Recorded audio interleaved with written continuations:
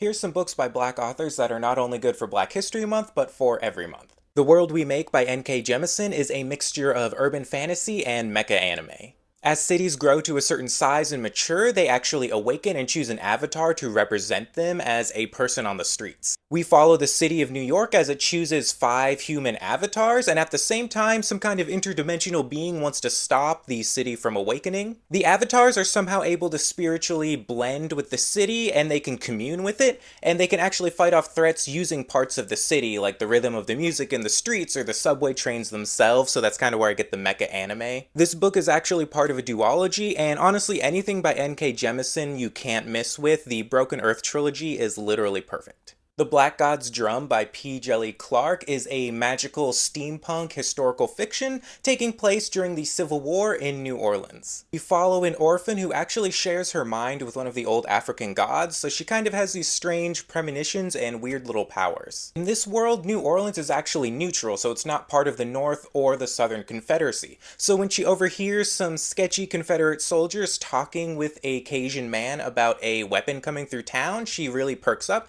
because she thinks she can sell this information and get some money.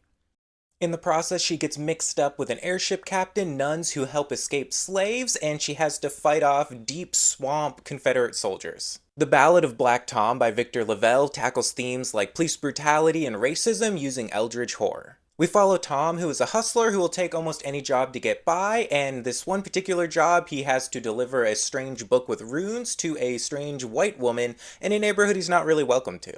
In the process, he meets an old man who is a collector of oddities and ancient knowledge, and things quickly go off the rails. This book does a wonderful job of depicting the unknowable scope and horror of eldritch monstrosities, and there is a nice little bit of meta irony for the fact that this is like a Lovecraftian style story, and Lovecraft was famously racist, and this is a eldritch horror story written by a black man in the same style, so it's just kind of a nice little icing on an already great cake.